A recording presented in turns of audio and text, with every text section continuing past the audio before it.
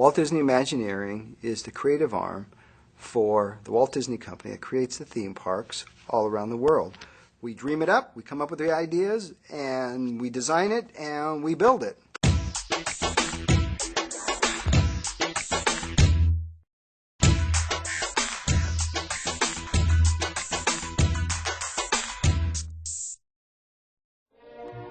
I felt that there should be some kind of an amusement enterprise built where that the parents and the children could have fun together. In 1955, Walt Disney, famed for creating such timeless and memorable animated feature films as Cinderella and Snow White and the Seven Dwarfs, opened what became known as the happiest place on Earth. To help realize the Disneyland theme park, he created Walt Disney Imagineering, a group of artists and craftspeople who design and create Disney-themed venues. It all started from a daddy with two daughters wondering where he could take them, where he could have a little fun with them, too. Being the first of its kind, Disneyland, with its differently themed lands, live visits from animated characters, and its host of remarkable innovations in animatronics, was a smash hit. The park faced its share of opening troubles, like malfunctioning water fountains on a brutally hot opening day, but overall it was operating safely on home turf in Anaheim, California. 16 years later, the one and only happiest place on Earth began appearing in other places on Earth. The first expansion, to Walt Disney World in Orlando, Florida, created new opportunities for Imagineering to experiment, and they created attractions like Epcot Center, a taste of cultures from all over the world. The results drew fans from across the globe.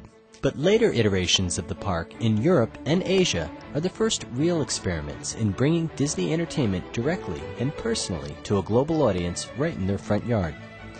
But how does a company like Disney preserve its fundamental message and still cater to the wildly varying tastes of different world cultures?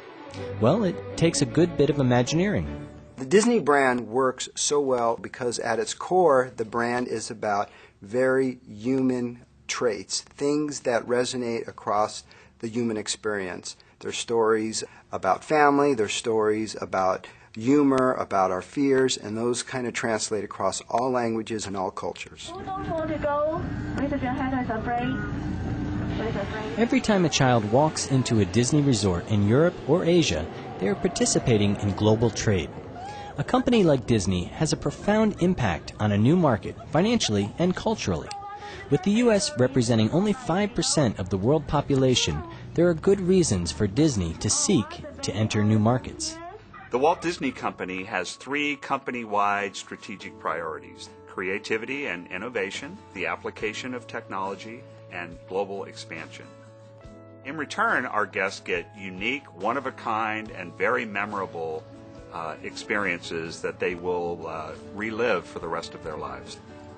But entering a new market like China, for example, is not as simple as setting up a theme park and opening the gates. A company may experience barriers to trade like language and cultural differences, political challenges, and the need to deal in foreign currencies. From a cultural standpoint, Hong Kong Disneyland's Tomorrowland provided a particularly creative challenge for the Imagineers. But how are we going to do this? How are we going to present Tomorrowland?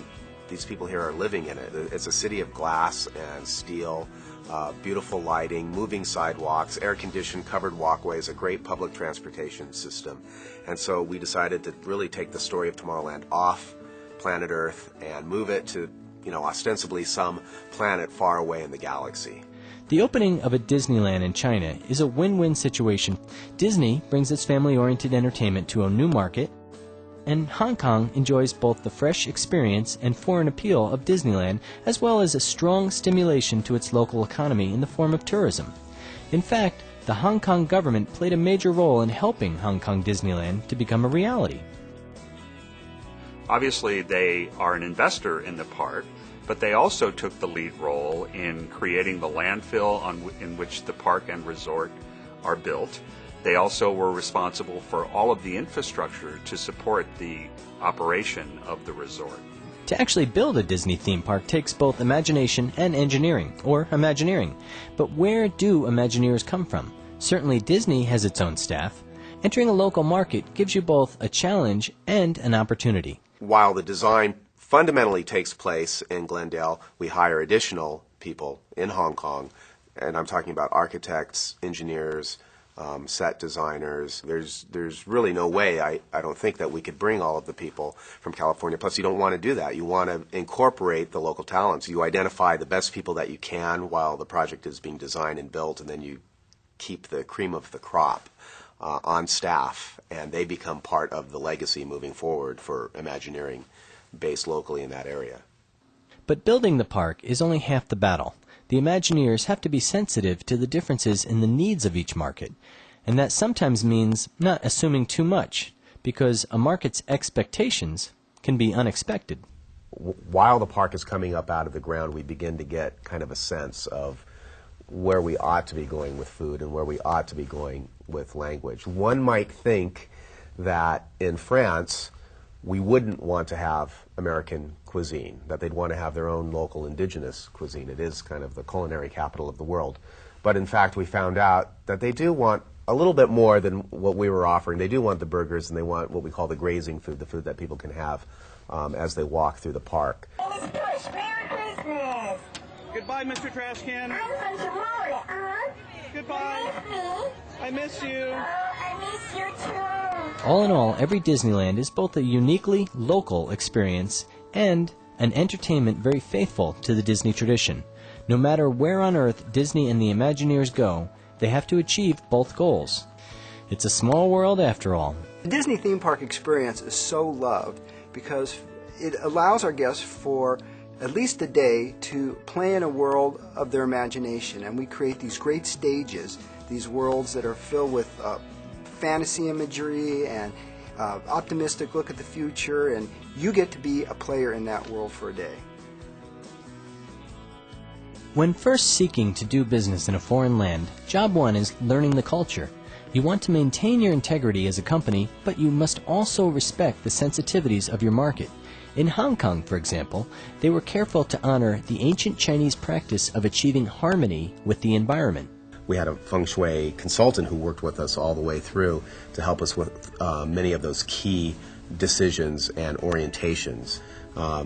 The positioning of hotels, the positioning of the promenade, where the train comes in, where the park and the resort sits overall with respect to the South China Sea and the hills in the background. Another thing, in Japan especially, gift giving is a really big part of the culture. So most of our shops are very, very popular and have a very high volume of guest traffic. So we actually have to have more cash registers, we have to have more queuing to account for that. There are simpler traditions to honor as well, such as the greater affinity that the Asian market has for taking photographs. We put so much attention into everything, whether it's a railing, a lamppost, a mailbox, a park bench. Every one of those little moments that we do, it's very it's very comforting to know that people are caring and appreciating for what we do. Imagineering will continue to embrace the challenge of bringing Disney entertainment to new places around the world, carrying the lessons that it's learned elsewhere. But Imagineers will also have to use the insight they've gained to anticipate challenges that have not yet proven very difficult.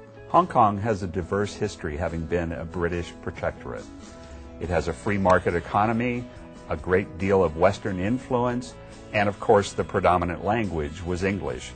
In other Asian markets, however, there are many different cultural differences that we must encounter and adapt to, and probably the most significant difference is one of language. But Imagineering is also open to ideas that it hasn't thought of. The company collects a great deal of feedback after a park like Tokyo Disneyland opens for use in future projects or to improve current venues. And of course, the internet is one way to collect such feedback. We do use the internet for feedback, mostly listening to, in Japan, our guests that are giving us information about trends and things that are popular in the culture at the time. And we use that information more to adjust what we call the software, which is our entertainment and our special events. I think at the core of what we deliver in our attractions, they have to be universal. Events can be timely.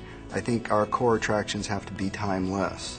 And send a good message about what the world is about, that it's optimistic.